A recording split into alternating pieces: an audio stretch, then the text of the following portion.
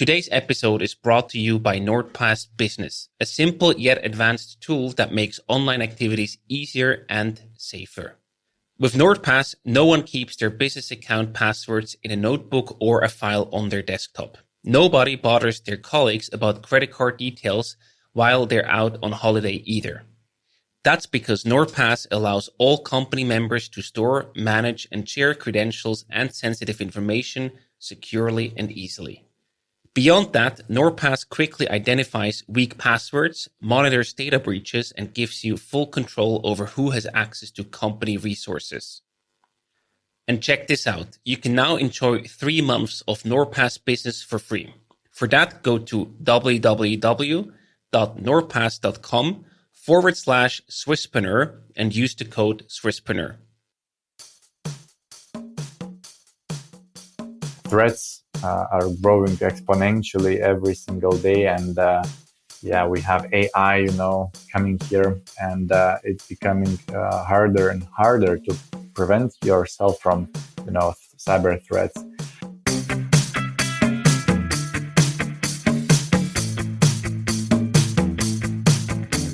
Welcome to the Swisspreneur Show, a podcast about startup stories and learnings from experienced entrepreneurs. If you enjoy listening to our show, make sure to follow the podcast and leave a rating. And now, here's your host, Sylvan.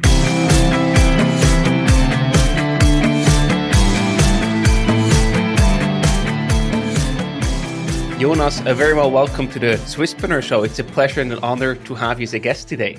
Yeah, thanks. It's a really pleasure to be here today, and really curious what we're gonna have today, and I'll try to share my experience with you guys. So nice to be here. Looking forward to that. You are the co-founder of Nord Security and also the CEO of NordPass, one of the leaders in providing digital security and privacy solutions for individuals, but also for businesses. Before we jump into the foundation and the early days of your companies, I want to go back in time a bit and start with your personal background. Before you went to university, you had already a career as a race driver. You had run the largest sports news website in Lithuania.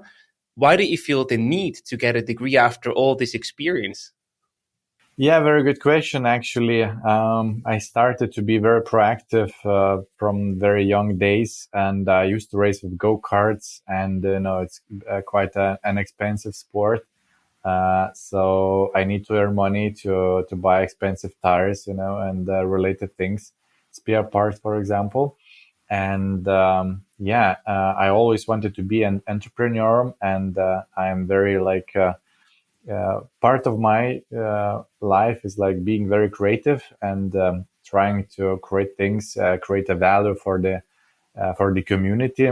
And businesses are quite a good tool or weapon to achieve such things. So I always thought that I can get more knowledge or more wisdom being at the university, and that's why I took business and administration studies. And for sure, it was very useful to learn new things and meet guys that we are friends until now, and even working together with some of them. Great. So I hear you took knowledge, but also a network away from university. Looking back, would you say it was worth it? You would do it over again? Yeah, absolutely. Of course, you have to pick the right things from the university and spend time there in a good way. But of course, there are plenty of opportunities. So you have to, choose by yourself what are your needs, what are your goals. So I wouldn't change this part in my life. Perfect. And during your studies, you also organized a trip through the Balkans with Citroën powered by used oil and created a startup which then built and repaired race cars to really also follow your passion in that regard. If you look at your CV, it seems that you're really a very, very highly ambitious person. Where does that come from? Yeah, I would say more like a bit more creative than ambitious. And when you are creative, and if you take business and creating an organizations, you can create really good and interesting things, be valuable to everyone, and from the outside it looks like being ambitious, right? And it is also very fun organizing trips, crazy like we did, because we didn't have money back then, but we really wanted to travel, so we picked this opportunity to travel with old diesel car, but using used oil instead of like proper fuel. So we spent like €0 back then, and we traveled across the Europe. And yeah, it's the way that you can express yourself. And there is no time when to sit down and then just think about, I don't know, how the world is crazy, or something like that. And I like the creativity aspect that you mentioned, but at the same time, when you're racing or when you're building a startup, you of course do that with a creative spirit, but you probably don't race to drive the most creative lap. You want to win the race, I assume. So there's at least some ambition. How do the two go hand in hand together? Because creativity can probably also fuel your ambition and vice versa, I imagine. Yeah, absolutely. And racing is just like strawberry on top of the cake, because you have to prepare a lot of things before. You have to prepare your car. You have to be in the right team. You have to know how to manage people. You have to learn a lot about driving. You have to gain engineering skills. You have to meet new people. You have to use your relationships. You have to gain new connections. So it's very similar as, building a business, and, all these activities fulfill each other. And if you win the race and if you get the right level of adrenaline, it's even better, of course. But for me, it's more like enjoying the moment and be present, there, because as I mentioned at the very beginning, racing is not the whole thing. And so building a company, that's one of the other things that you do. And really, to follow this analogy, very similar to racing, probably in some aspects or many aspects. Please take us back to these early days. How did your interest in cybersecurity come about? Yeah, it was very nice times. It was very fun. And yeah, back in the days, I met my partners, the main shareholders of the company. We didn't have much back then, but we have a great spirit, to create something big. And yeah, cybersecurity is one of the verticals that we had an experience in a way with. We thought that we have an experience, but we worked with servers, administration, and similar things. Some of us were like into very marketing activities. And back then we understood that there is no decent VPN provider. Either it was very expensive one, or like with the poor quality, talking about consumer VPN. So we tried,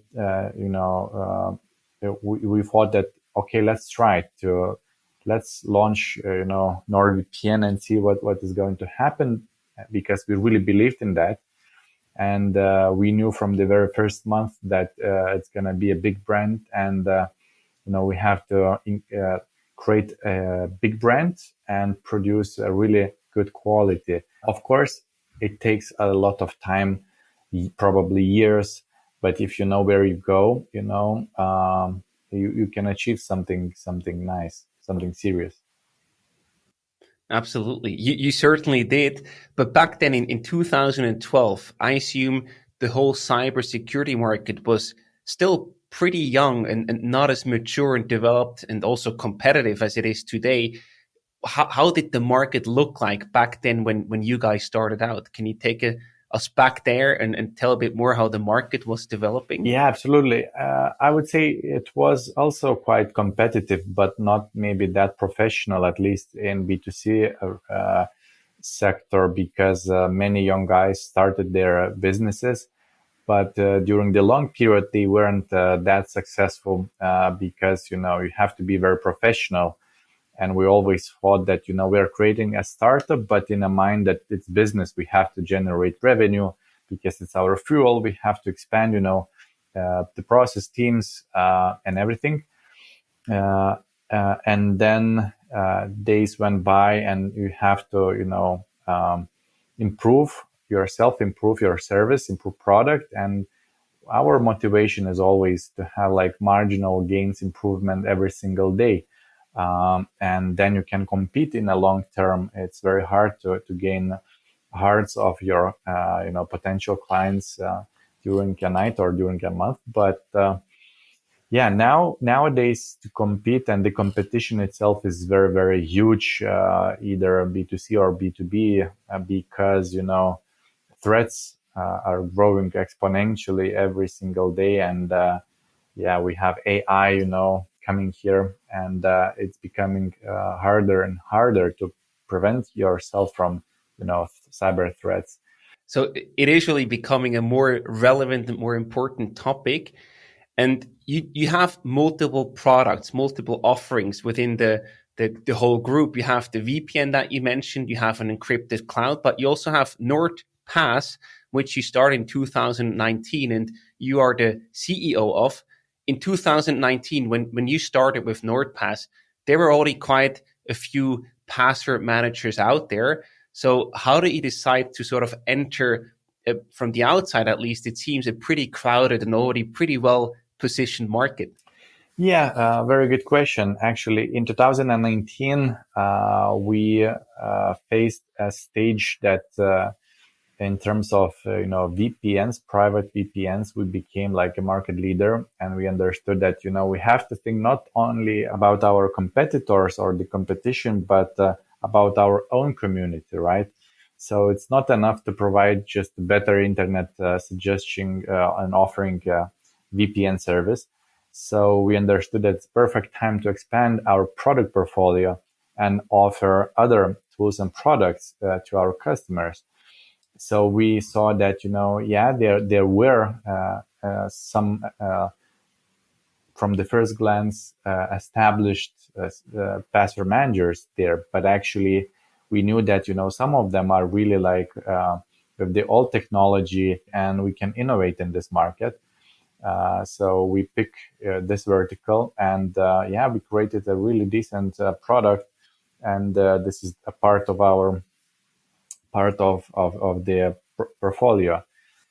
And we also have other products like NordLocker encrypted cloud storage, and we have also new products like NordStellar threat intelligence tool, for companies to monitor their employees. And currently I've been very busy working with NordPass. And I want to stick to the NordPass product in that sense, because I think there's plenty to learn from. You said there were well-established players in the market. So when you entered as a new player in 2019, I wonder, what was your strategy? You could either go and say, we want to build a much better product that was already out there, or we go in that market and we will be the cheapest solution, so everyone has an incentive to switch and use our solution. What was sort of your strategy when entering that market? Yeah, very good question. We never want to be like the cheapest option. We want to be the best option because of obvious reasons. And, we have a vision to have a community where digital life is safer and easier, right?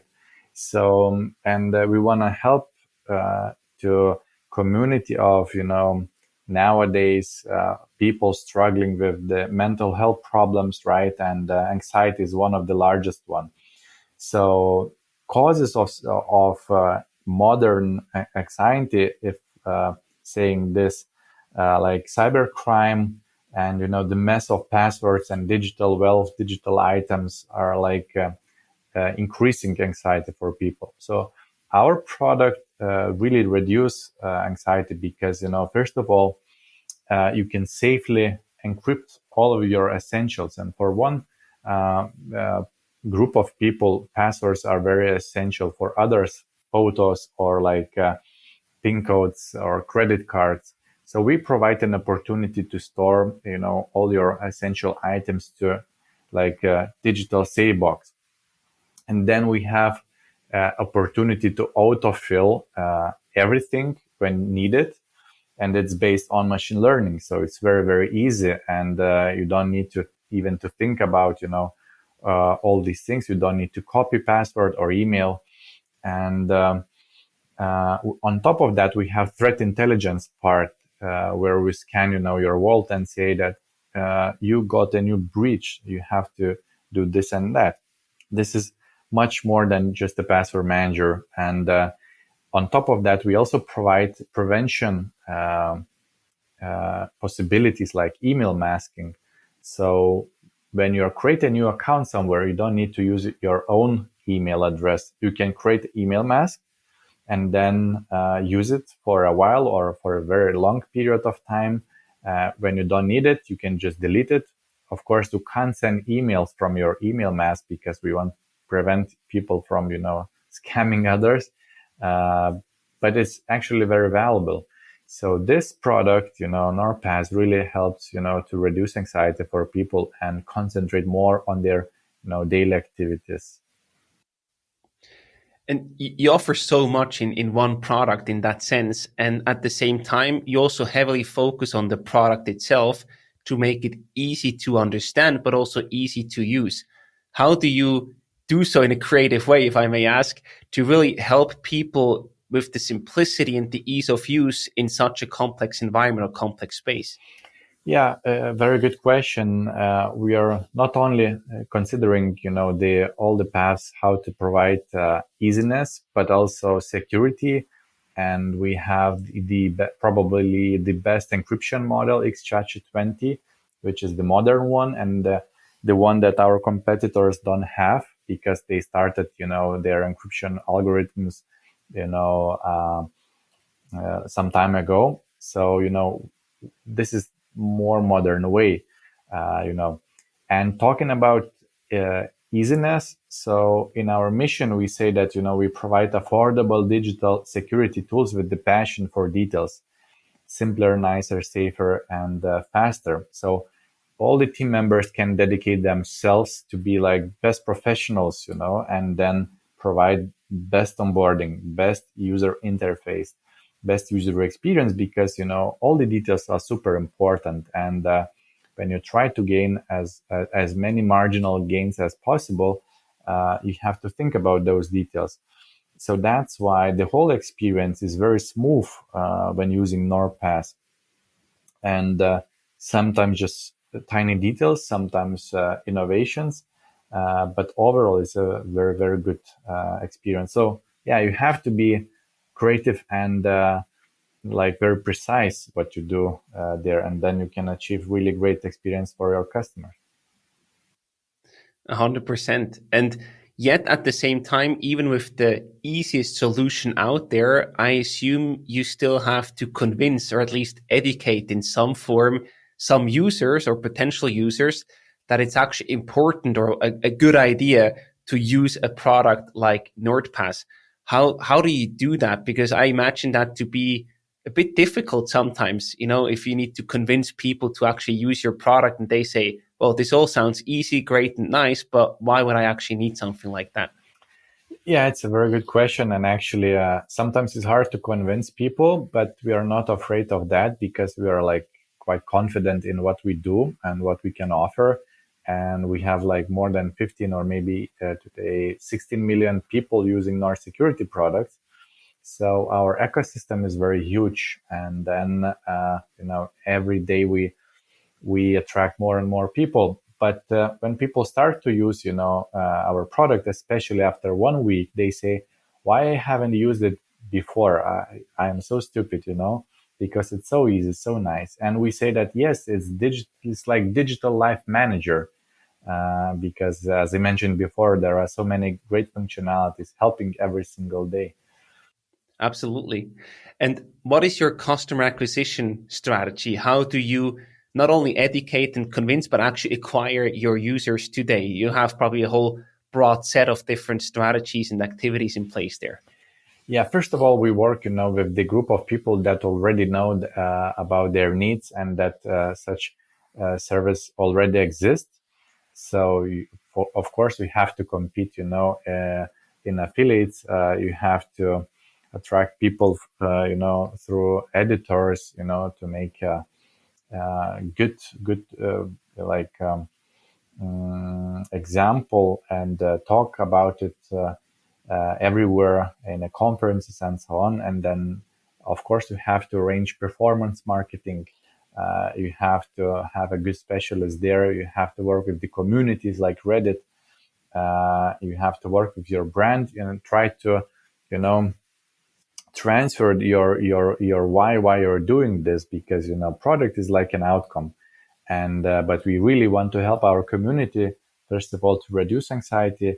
And because nowadays digital life is so overwhelming because of like plenty of opportunities and social media, good and bad, all this scrolling stuff, notifications, so sometimes it's really tricky, right?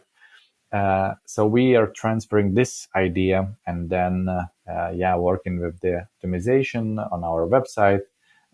And we still have plenty of work, but demand is growing. So this is a very nice thing. And it's important to understand that every single year, at least one new technology is coming. So now we are also working with passkeys, with the technology that seems a bit more simple, because people don't need to work with passwords or to remember them. But it's a new thing for people, and in a very on the very first day, it also increases technological anxiety for people because they don't understand. So we try to explain what is that, and you can store your passkeys in our password.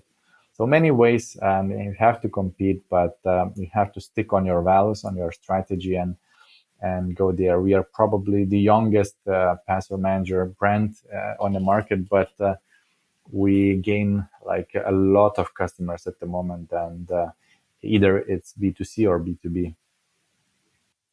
And talking about B2B, that's a perfect segue to my next question. You started out in B2C, but then pretty soon after, you actually decided to also open up the B2B segment.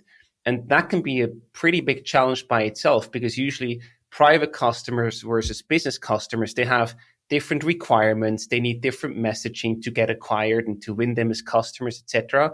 First of all, why did you decide to go B2B?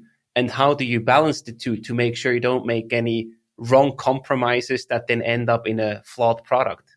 Yeah, it's true. Very good question again.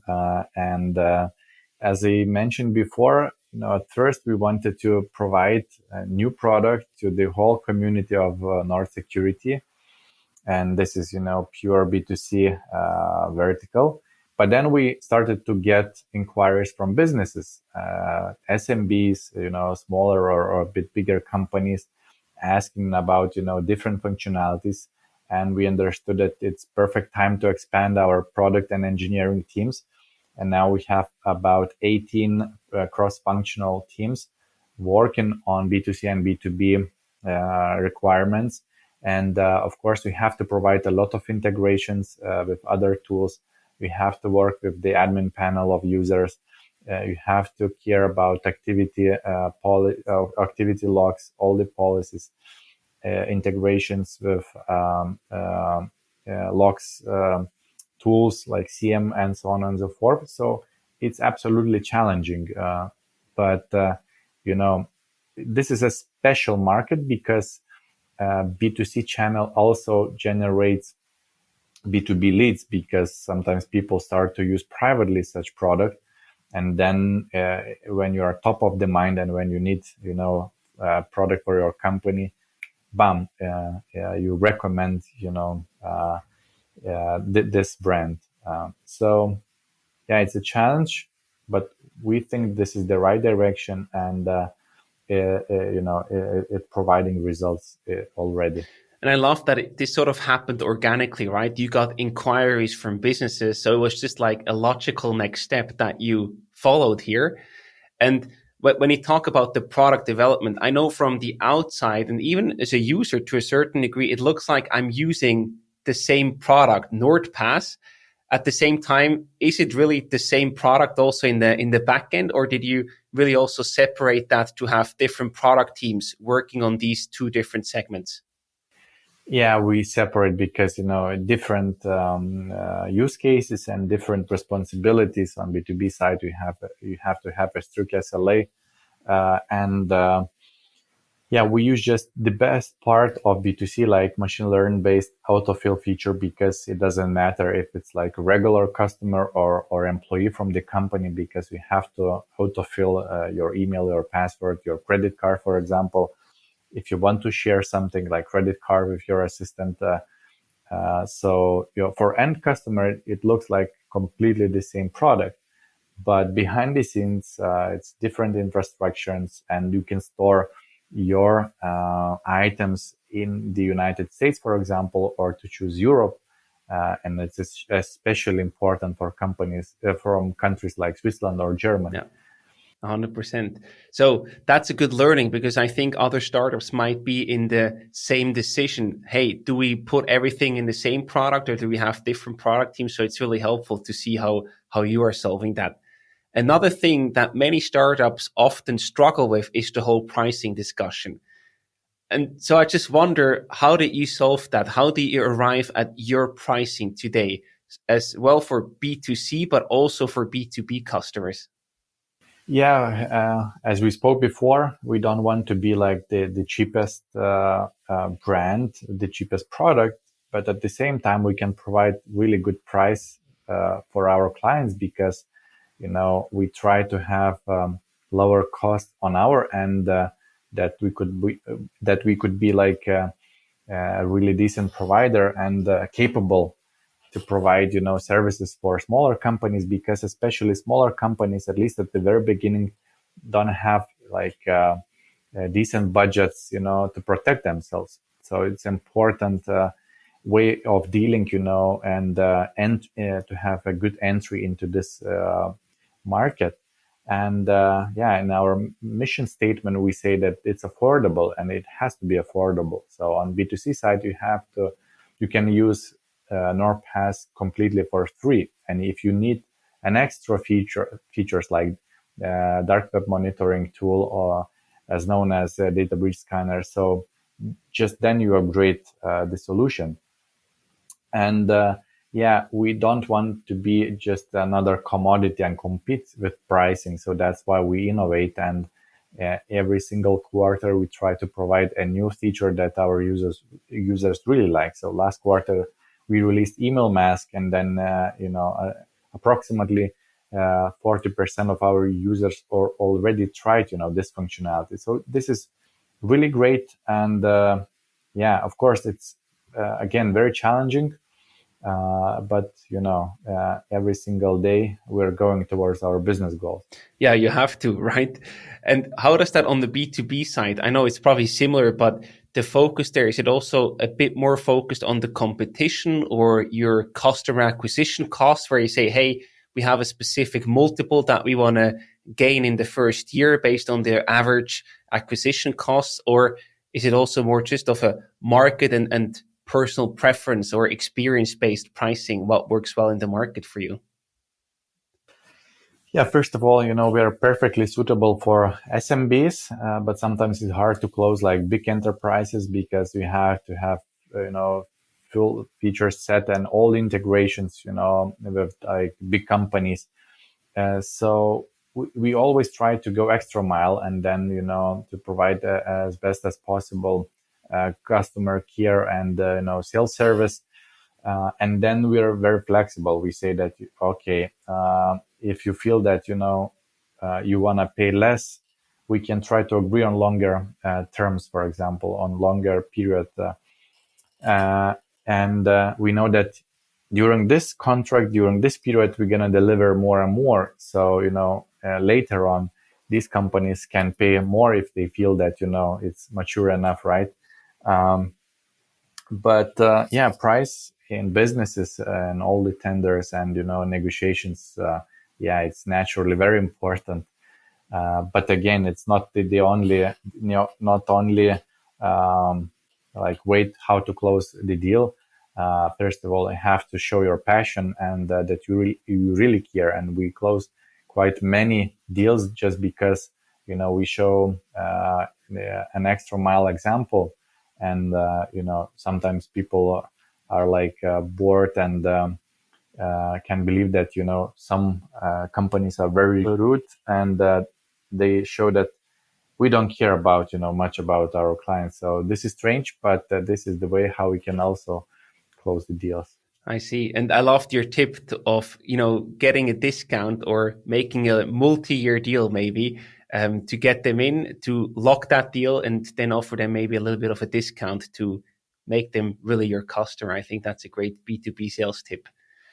Another thing I want to talk about is you started and you're still based in Lithuania, but at the same time, due to the nature of it being software, your service, your software basically, you are operating fully globally. So I wonder, how did you actually do this expansion? Did this also just happen sort of organically, where you just got customers from here and there, or did you have a very strategic decision? Okay, now we want to launch in country A and then in country B. How did the whole expansion part happen? Yeah, so our headquarters are here in Lithuania, Vilnius. We have offices in other cities as well, but first of all, it's very comfortable to work, especially at the very beginning when the whole company was based in one place, and it was really easy to navigate and speak with the people in the office. So, and the culture, the mentality, the approach, how do you work? It's very, very similar. So it was very easy. But the market itself, Lithuania, is very small, and then you learn how to sell your software abroad. And for sure, our main market is the United States of America, and then you just have to do everything by the book, provide proper language, provide all the applications, websites, and so on and so forth. And then step by step, we go to other markets, for example, Europe, and then localize, Germany, France, Italy, or the UK. So this is second stage, I would say. And it depends, especially in B2B in France or Germany, you have to have local languages, local people, and then you can expect better conversion rates, better results. So it's very comfortable to work from Lithuania. Of course, it's nowadays hard to hire people here because plenty of different startups and the whole ecosystem grew quite rapidly over the years. That's why we open an offices in Berlin as well, in Warsaw, in Poland. We have people in Netherlands and salespeople in the United States. I love that. And also, I think there are many parallels between Lithuania and Switzerland because you both come from a small market, and there is sort of earlier or later a need to go international, to go abroad. And with that step, I wonder, what do you decide to keep locally in your headquarters in Lithuania? And what do you decide to outsource, so to speak, to have local presence and local people in the EU, in the United States, etc.? Yeah, so basically we have cross-functional teams, and one team can be nowadays, in Poland, Germany, or Lithuania, and meet just online. This is fine, but it's very important to have country managers in those, markets, and then you can expand the team according to that single person, because of that person. Background, either it's a salesperson or like a marketer or like a technological guy, whatever. So we keep it simple. We have different goals, different like targets, and then we just checking if we are growing in this market or not. But we are not like transferring the whole department somewhere else. But it's quite flexible, and I think for many companies, it's pretty much similar, especially because of COVID, right? Because it changed our environment, how we understand the culture, the environment that we work. Yeah. And is it mainly the sales and marketing part that you localize and bring to the other markets, or is it also core functions because of the cross-functional team setup that you also have, for example, whole designer and developer teams abroad? How does that work? Yeah, we have, for example, 200 people in Berlin, and chief product officer is based of NordPass in Berlin. There we have head of engineering, we have other product managers, we have developers there. So there is a great variety of people, and the most important thing, professional approach, and people have to be hungry and want to succeed. So this is very important. And it also sounds that the country managers have a very crucial role of opening a local office. Where do these country managers come from? Are these usually people that worked with you at the headquarters in Lithuania for quite a bit, maybe even multiple years, and then you send them off to a new country? Or do you directly recruit them in the local country without that much of a working history, so to speak? Yeah, most of the time we recruit in a local market, but we have an examples that people started to work here in our headquarters, just coming and being in Lithuania, and then we see an opportunity that this person could be a perfect candidate to be a country manager of this particular market. So we are really open to ourselves and always looking for the opportunities. Yeah, this is a great variety of options how you can deal with that. And I would say it depends on particular person, how capable the person is, to organize the office, or not necessarily the office, but the certain areas of company, recruit people, for example, or just do performance marketing or organize engineering. And with that international expansion, the culture part becomes more important, but at the same time, probably also more challenging or more difficult. How do you maintain the company culture across all the locations that you have worldwide? Absolutely, it's very challenging, and as I mentioned before, it was very comfortable way to work with on the local guys. But I would say now we have much broader angle of um, cultures and approaches and the way how we work, and it's always different ways how to deal with certain problem, right? So now we are much more rich, because we have different angles. Of course, we have to learn about your team, about your cultures, because sometimes you can face even crazy situations, not understanding the way of people, how they deal with certain problems.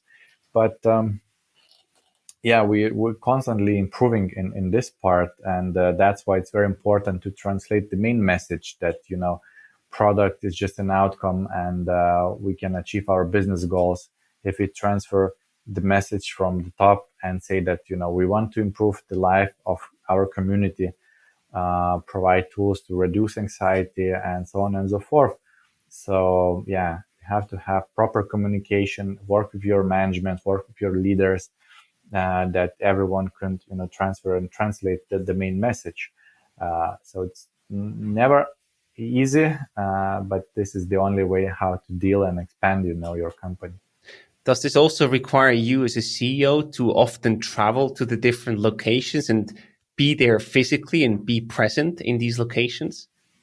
Yeah, absolutely. I really like to travel to our offices to meet local people, to exchange, thoughts, experiences, to have proper team building.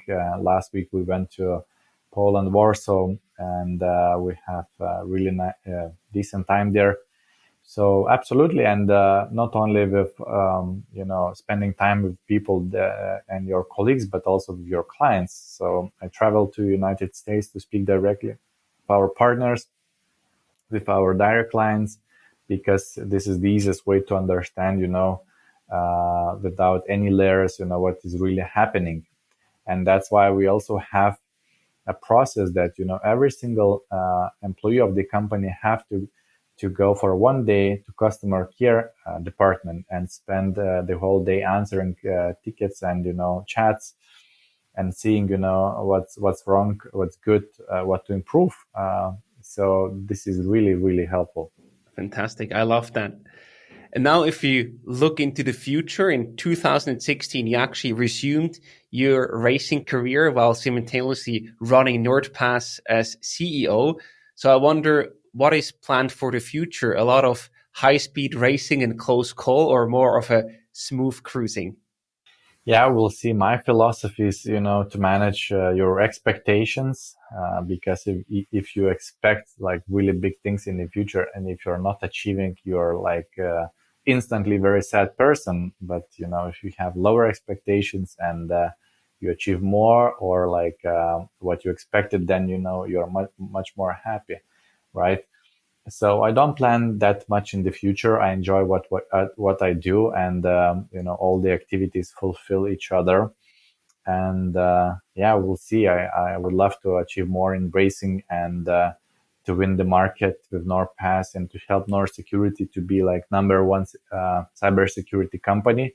So yeah, we'll see a lot of great activities in front of us. You're certainly on a great path there. I'm a user myself of both NordVPN and NordPass, and I see how fast you ship updates and improvements, and it's just really cool to see that as a user myself. So I'm really happy and excited to see where you're going. And to wrap things up, Jonas, I also have some rapid fire questions for you. The first one is a pretty broad one. Do you have any favorite resources or gadgets that you can recommend to our audience? Can be books, blogs, podcasts, technical gadgets, whatever it is that you enjoy yourself. I would really recommend to read the book, which is called Black Box Thinking. It probably changed my mind a bit, how to properly understand data and statistics, and creativity part, how great idea is not that much important compared to the execution part, and great examples of great leaders and companies and even sports teams. So really recommend that one. Very nice. Thank you for sharing that. And what is your favorite racing car? It's Audi R8 because I'm currently racing with this great car. It's GT car, 600 horsepower, very aerodynamic, very fast one. So yeah, I like this, but I like all the cars actually to race. And off the racing track, what is your favorite non-racing car? Yeah, I like maybe older cars, and one of the favorite brand is BMW. So I look forward to get BMW E9. This is like old timer, but very classy one. So if you have time, check this one. Nice. And I wonder, how many hours of sleep did you get last night? It's 7 or 8. Sleep is very important. Sleep, eat, sport activities. It's like daily hygiene, and you have to be in a good routine. So just like a regular person. It keeps you going. Fantastic. And we talked about Lithuania multiple times. Would you say you, as with Nord Security, you're the second unicorn there? Would you say it's a startup friendly country?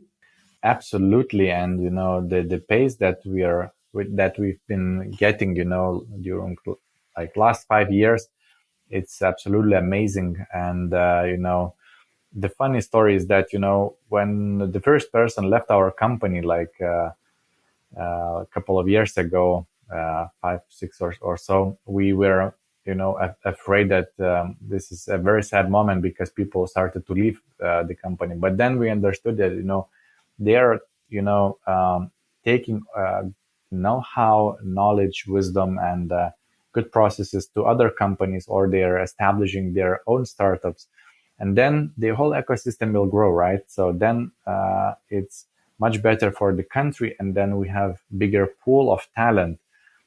So now Lithuania, changed dramatically over like 5 or 10 years, and it's one of the best place to have your own company. I think this is really, really important what you just shared, this development of the ecosystem. In Switzerland, we looked at it and we saw there's, of course, the PayPal mafia in the US, where many successful entrepreneurs work together and then many other companies emerge from that. And we did that research and looked, how does Switzerland compare? Do we also have these startup mafias? And yes, we did. And we think this is a very important health metric for any ecosystem to see exactly that. People founding or working or whatever in a company and then investing or working or founding other companies, and hopefully many, many work companies emerge out of these mother companies. I love that. I think it's so crucial for every ecosystem. Absolutely. And, we even share our knowledge with the companies that are like near us, not, our competitors, because we know that, it's hard to copy the things, but then we can grow faster altogether. Exactly. And the last one, now we talked about Lithuania, but of course, Lithuania is also in Europe. And we hear and read a lot of stuff, right, about Europe losing sort of the competition against the United States and Asia. You are yourself acting globally. You are everywhere. How do you see the position of Europe? Is Europe also a good and startup friendly place, or is that a bit different compared to Lithuania? I would say it depends on countries, on different markets, and for us, we are hustlers. We want to achieve, we want to grow. And now, the pace is really, really nice. Maybe it's harder for Western countries that, they have a big proportion of manufacturers, big machineries and so on. So it's a bit tricky, but we'll see. At least our country is getting pace, and economy is growing also fast. Economy is like amongst the top 30 countries globally. So for this market is very, very nice. So I hear you're very bullish on Lithuania. If you had to use the stock market sentiment, are you bullish, neutral, or bearish on Europe? Well, I'm very optimistic, so I would buy stocks for sure. Perfect. Jonas, thank you so much for this great conversation. It was a pleasure talking to you. I wish you all the best, lots of success, and keep doing the great work that you and your whole team are putting into NordPass and all the other amazing products you have. Thank you very much. It was really nice to talk with you. Really great questions. And likewise, big success. Thank you very much.